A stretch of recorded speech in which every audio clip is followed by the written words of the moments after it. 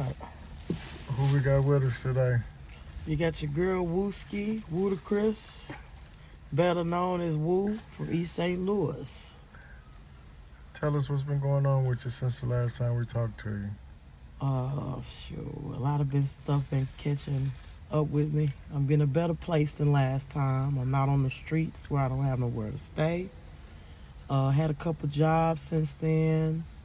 You know, just working on self, try to better myself, stay out of crime. You know what I'm saying? Try not to always ride alone or run along out here because I think it's some guys out here that kind of wanted to snatch me up a couple times just walking the streets. Like I had a semi truck corner me at a four-way stop. Like they was gonna jump out and they had it cut to where would nobody be able to see. And they was jumping out. They was trying to jump out. Like from the driver went over to the passenger driver. They jumping out. Like they finna snatch me up. Where did this happen at? Ooh, 25th Sicko, right here, Okay. down the way. And tell us what the situation was again. I believe they saw somebody. They think they can just, I wasn't nobody around me.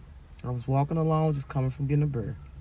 As soon as I crossed the street, these folks, they ain't even have no blinkers on or nothing. So I'm thinking they're going straight ahead, but no. They ain't put no signals on or nothing. They had no lights on the truck. So therefore, when they blocked the stop sign from, say for somebody was trying to come on the street where they turning on, they had it blocked to where they wouldn't have a chance to see what's going on. All the person will be able to see is my leg movement and their leg movement, and them tossing me in the truck. So, lucky enough for me, it was two men sitting on the porch right in front of the house they did it in front. So they didn't care whether they was being seen or not. And these guys kind of looked at Haitian. Like probably some truck stopper guys. Never know. Some people could be maybe from New Orleans or something, just coming out here and trying to see to go to the most poverty area in East St. Louis and try to, snatch a few of us up or something. You never know. I just was scared that day, but I got through that day. Other than that, I'm waiting for this job to come through, man. Hopefully they give me this forklift position I'm looking for. My family's progressing. We sold my granny's house. As right now, I'm trying to get a lot of stuff broken down and put up out of there so it can be really ready for the lady to have a chance on doing any adjustments she needs to be doing in the house. So I noticed a lot of weirdos. There's been weirdos still out here, and they even more weird. I just not too long met an older friend I've been knowing for long. I actually got a chance to kick it with him, like for real. Like somebody I always was around. You know what I'm saying? When it come to him, he always with somebody else. So I ain't no me one-on-one with him. This time was a one-on-one, and he told me all the gay motherfuckers in East St. Louis.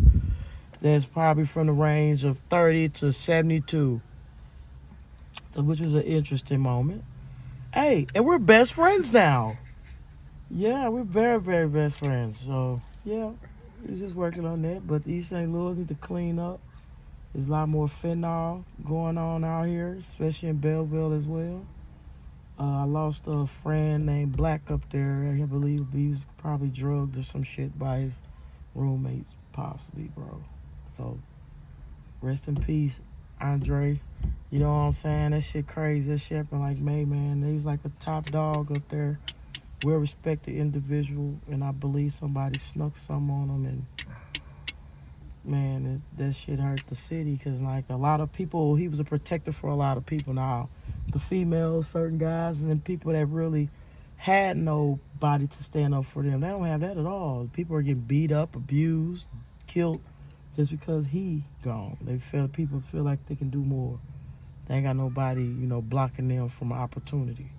So, yep, it's just the way it is. What would you say when did you noticed that the fentanyl was getting out of control? Well, I noticed how the fentanyl was getting out of control, man, when I heard a lot of people was having, like, OD issues. A lot of people, you go to a lot of houses in Belleville, it's North cans and shit everywhere. It's like in a goddamn candy bowl, if you ask me. You know what I'm saying? Hell, it's in a candy bowl these days. It's like a go-to. You know what I'm saying? It's like right on hand, just in case. You never know. You know what I'm saying? A lot of these beans and shit where people call it bullshit, this shit circulating very rough. People don't even want to get high weed no more and have a few shots. They want to do the most aggressive is high, and hey, aggressive high can kill you.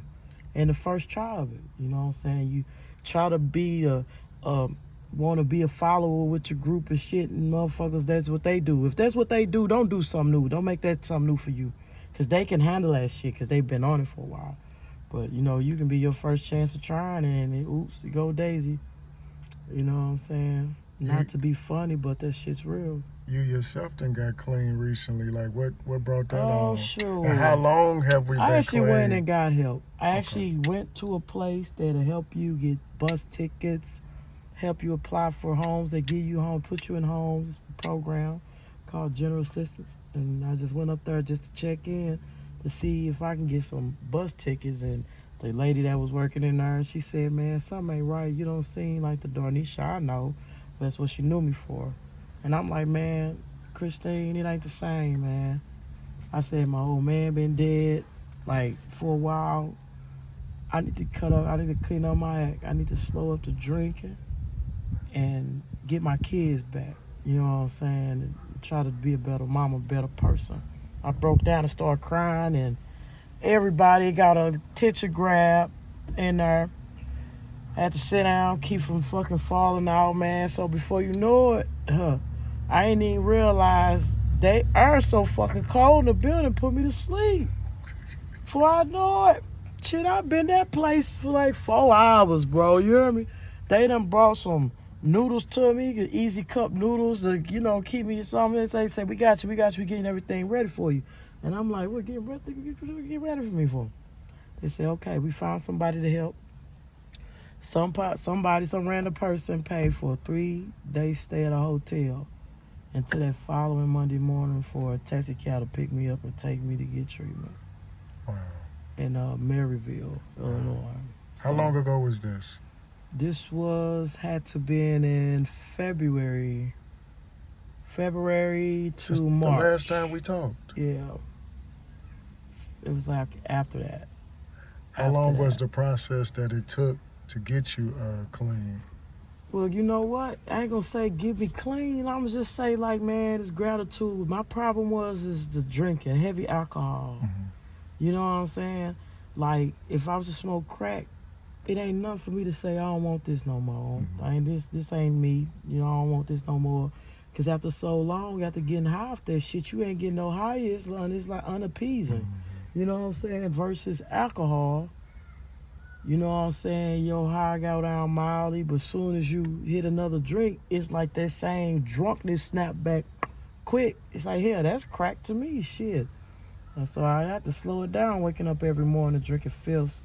Waking up to filths, going to sleep with filths, to be exact. And throughout the whole day, probably about 4 or 5 gallons a day I was drinking. Just to cope and instead of, you know, begging forgiveness and trying to, you know, not blame the people that did what they did to this person, you know what I'm saying? Try to forgive them for what they did, you know what I'm saying? Not only wake up with hatred in my heart to say, oh, I hope this something happen to them, hopefully their family get killed, none of that. No, it's not about that. It's big and better things in life. People have mistakes, and mistakes can sometimes lead you in a wrong place you don't want to be or want to see nobody else in.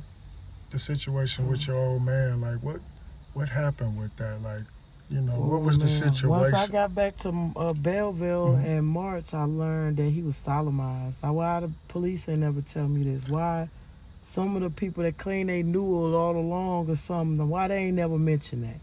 So it's like to the point where anybody mention them, I say, let them sleep, man. I don't want to hear no extra shit. And apparently they figured the case is closed. You know what I'm saying? I got up there, they told me certain motherfuckers supposed to like fucked him while he was dead and wrapped him in a rug and shit, drove him to Nashville, Illinois. And I'm like, man, that like the story, each his own, just get more disgusting. Like, these motherfuckers on meth, they actually butt boys in Belleville.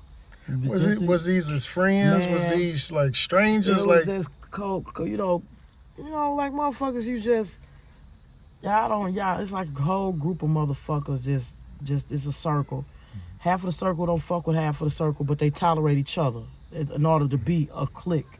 You know what I'm saying? So, man, Recipe for they disaster. think, yeah, it's like man, I heard it supposed to be like up to 12 people to do that to him. They all sat around and watched the man get mutilated. Took turns doing it to him and taking turns stabbing him and all that. Like, I even heard something I never heard of ever. A month ago, talking about a motherfucker say he supposed to have been cut up. And I'm like, what?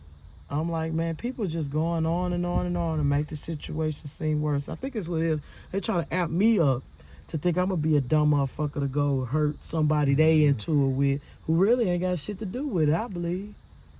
You know what I'm saying? It's just always somebody trying to turn you up for no reason. It was a jealousy type situation? Or? Nah. It was, I think it had to be more like a bounty on him. Like, he did so much stealing and disrespecting certain people where they feel like probably the only way easy to get him is to pay a motherfucker to knock him off. And just keep thinking they was like going to get, you know what I'm saying, away with it. Like, motherfucker, first of all, if you paying somebody for a hit, you gonna pay a motherfucker, you not gonna be with them. These motherfuckers are always in there on this shit together doing this. And the whole time, I didn't even know, man, I'm in the fucking house.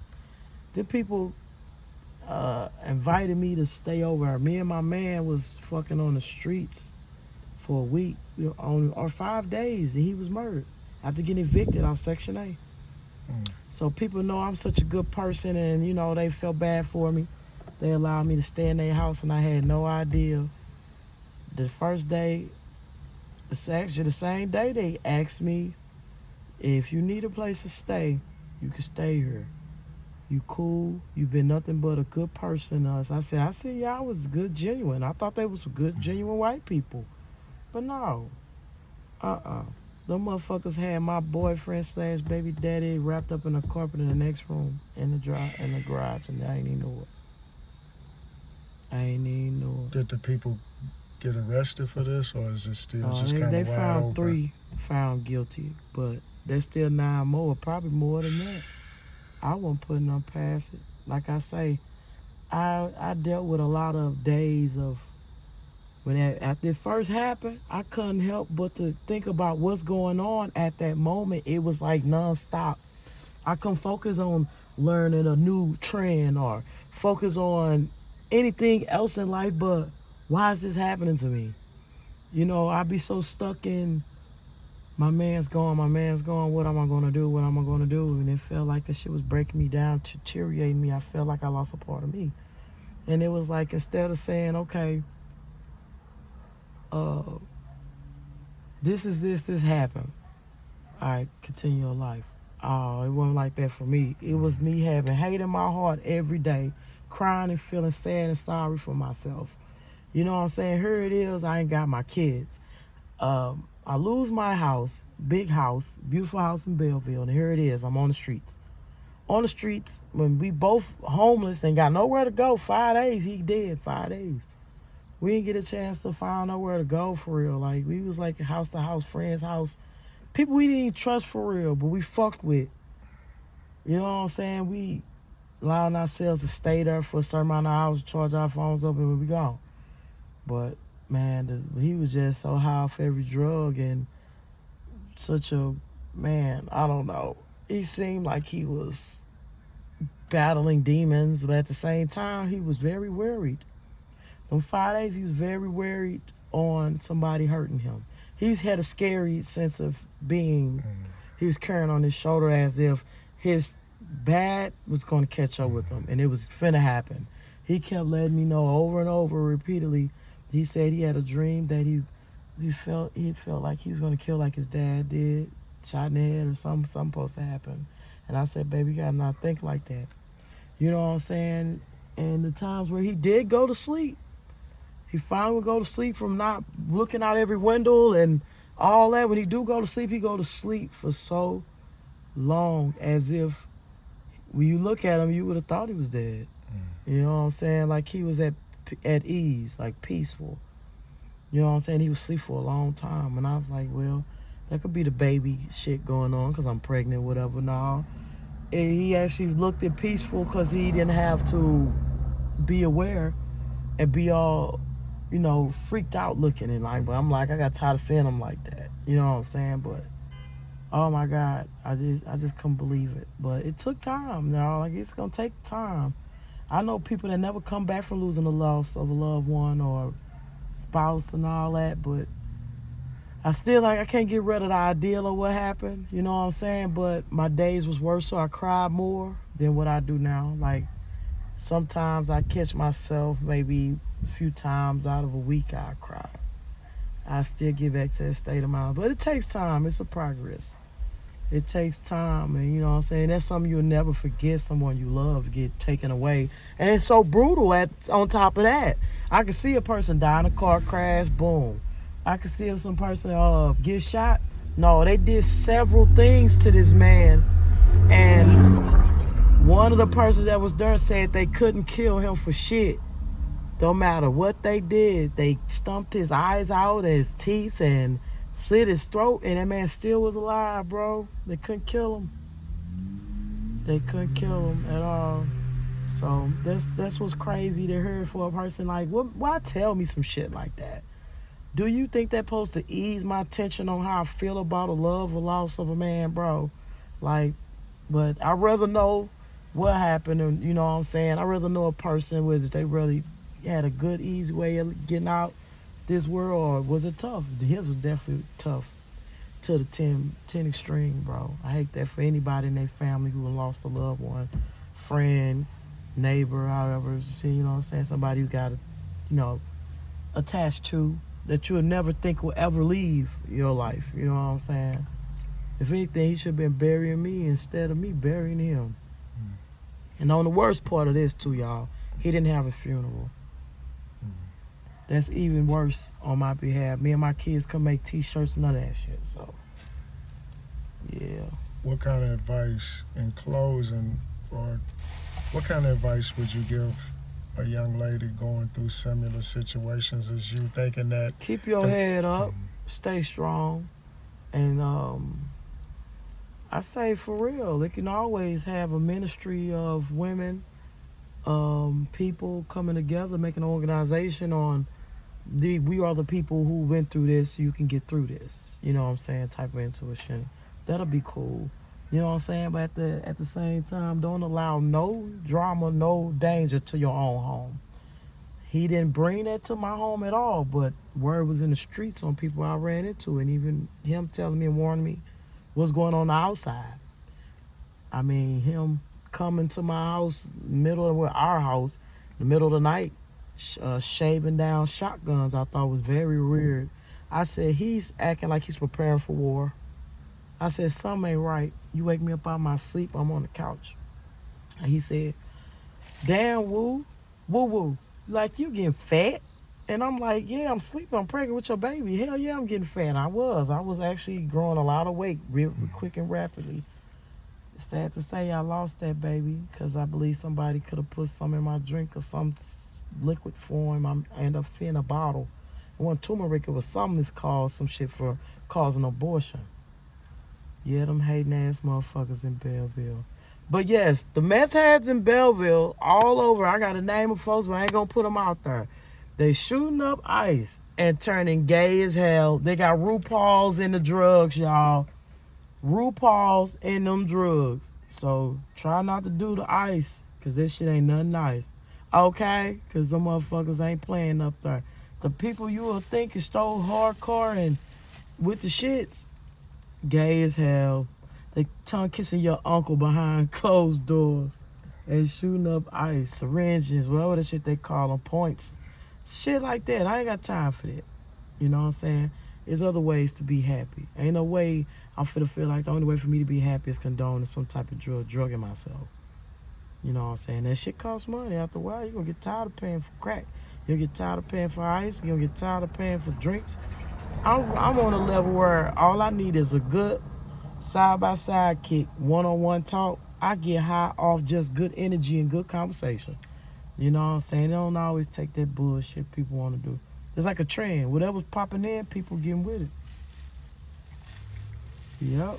In closing, if there's anything you want to say that you haven't said, anybody looking for you, worried about you, now's the time you can say it in closing. My haters, go to hell.